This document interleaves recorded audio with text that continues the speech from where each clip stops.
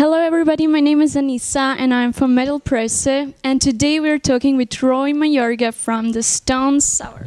That would be Roy, not Troy. Roy, let's do it this way. So how are you, man? I'm okay. How are you? Welcome to Austria. Thank you.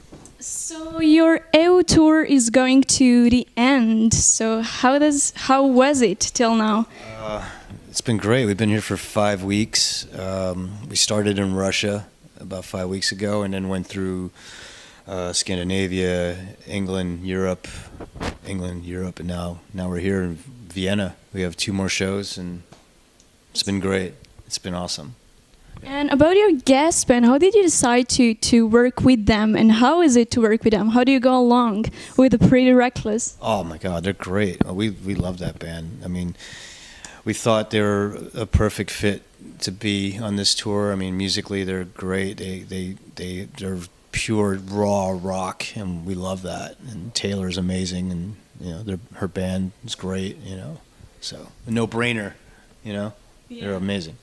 Cool. So obviously you're doing this tour regarding your new album Hydrograd. So first of all, I would like to ask, how did you came up with the name? What does it mean? That's a Corey question. Corey actually came up with that name, I guess, through a jet lag kind of hallucinating kind of haze walking through an airport, and thought he saw that name on a gate, and really that name didn't even exist and it wasn't there, so he completely imagined it, but he liked the name that he imagined, so he decided to use that for the name of the record. So Corey's mind work. Good one. But, well, it reminds me, because I'm coming from the Slavic-speaking country, and it would mean like water town, Hydrograd. Water town, yeah. So I thought it maybe has to do something with that. It doesn't, but it's just something that stuck in his head, and he thought it sounded good, so he wanted to use it. Yeah. It truly does sound good.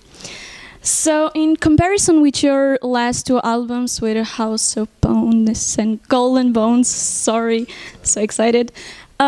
This, which was actually the story about like self-discovery, I would say encouragement for the people who would like to show what they really are. And what would you say about this album? How did it develop musically? Does it have any connection? There's no concept or connection to that. It's just basically a group of songs that we thought were really good songs, and we wanted to put them out. Basically they're just raw rock songs. That's it. So it seems like it deals a bit with screwed up TV shows. So I would like, TV shows? Like Kardashians and stuff like that. And there is one course that deals with that, like. Possibly. I mean, like I said, those are. I never really looked at it that way, but that's more of a Corey question. He can really tell you in depth detail of those lyrics. But I mean, the way Corey writes lyrics, it's pretty much open for the listener to interpret it the way he or she would like to. But that's cool. I like that. Yeah, I mean, usually with lyrics, I mean, Corey comes up with that after we write. Like, usually we just have the music first, and then he'll come up with lyrics after that. And usually we always love what he comes up with, because it's always off the wall and different. He's got really he's really great with words. You all are, if you were all part of the process of writing. Welcome. So you lost some members of the band, and you get new ones as well. Christian and Johnny, sorry. He's actually been with it for about 5 years. Oh, okay. Yeah, he came in right after House of Golden Bones. Yeah, he came in right when that record came out. He didn't play on the album, but he came in after. And what would you say, what did those guys bring into the creative process of creation of Hydrograd? Well, I mean, Johnny and Christian brought a lot of music into the band, and we took it and put it back together and made it Stone Sour songs. I've put in some music, Johnny's put in some music, Corey's put in some music, Josh, Corey, collectively, yeah. Now you have Hydrograd. Yeah, great one. So I've read recently that Corey Taylor said that you already started to write new songs for the follow-up of Hydrograd, so to say, and that they deal with darker ideas or themes. Would you like to tell us something about those darker ideas? I can't really vouch for if it's going to be darker, this or that. I mean, he might be referring to songs that he's written and he's going to bring to the table when we go to write a record. I mean, they could be dark, I guess. I mean, I'm sure they're going to be. But I'm personally, I will say this, I can't really predict what our record is going to sound like. It could be darker. It could be happy. I don't know. I mean, this last record, Hydrograd, we couldn't predict how that was going to come out. It came out how it came out, you know. Whatever comes out, you write it. If you like it, it sounds right to you, go with it, you know. And what about you? I know that you're playing in some other bands as well. So what should we expect? I mean, should we expect some kind of new concerts in the future? What are some plans? Outside of Stone Sour? Yeah. Okay. Well, before I got back in with Stone Sour, on the break, I was playing with Ministry for a while. And I probably will play with them a little bit after when this is done. I just played on their new album, on the new Ministry album, which is coming out next year.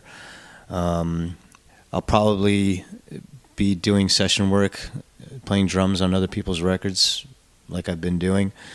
Ghosting, as they say, like you don't know it's me, but I'm on there kind of thing.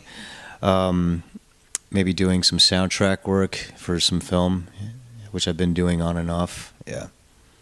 What's regarding the Stone Sour? I mean, I'm coming from Bosnia, and I know a lot of people. Cool.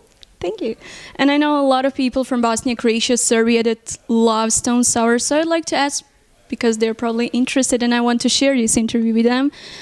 Do you plan maybe in the future to make some concerts in those countries? I'd like to do it. I mean, obviously, it's not up to us where we go to play. It's more promoters, agents. So people out there that think we have the decision to go play somewhere, we don't. Because there are people who say, how come you don't come here? You never come here. It's like, well, we don't book the shows. We just play the shows. So tell your promoters to put in an offer for us to come and play, and then we'll come play. Promoters. Yes. All you hear this. In Croatia, Bosnia, just make an offer to the agent so we can play. I'll try you know? Yeah, I want to go play those places. I love that. Okay, and would you like to share some anecdotes from the tour that you have so far? It doesn't have to be with something fun for the fans. Anecdotes. Or something that happened that stayed in your mind somehow. The coolest thing I think happened on this tour was Corey's birthday. That was fun. That was last week we were in Scotland, played in Glasgow, and we had a really big celebration for him there, and had the whole crowd involved, singing happy birthday to him, and it was a fun night. It was a great night. It was a sold-out show, and I gave him a cake on stage, and he had smile from ear to ear. That makes me smile when I see that, and it's great. I've seen some photos on Instagram. It looked really great. And, well, this show, as all others, was sold out already in summer, and if we didn't do this interview, we wouldn't be here. So for the fans in Austria, especially those who didn't get a ticket, would you like to send some message? Thank you for all your support, and just thank you. Will you come back soon? Should we expect you? Well, like I said, if it was up to me, I'd be playing everywhere. I would love to play where you're from. That'd be great. I mean, I've seen that you already have some plans for the UK again in the summer. Yeah, there's definitely some UK shows. Obviously, we're playing the festivals here in Europe, and we're doing some of our own headline shows in between the European festivals. But I think we're hitting more Eastern Europe this time in summer, because we didn't get to do it this time. I think hopefully we'll get to play Poland, Czech, and Romania, Bulgaria, where you live. It'd be amazing. I hope so.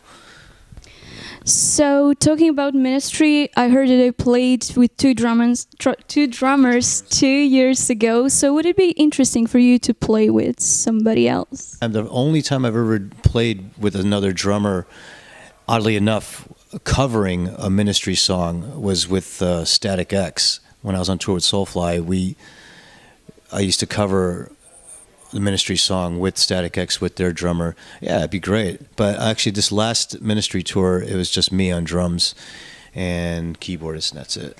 Yeah. Well, I have one more question. Which song from the new album is like your favorite to play? I love playing Fabulous. I mean, it's the last song of the set, and it's just a like marathon run. Like you're about to hit the tape at the done. You know, it's just like the finish line song. I love that song. I love playing that song. Yeah. Great. So thank you once again so much and welcome. So, guys.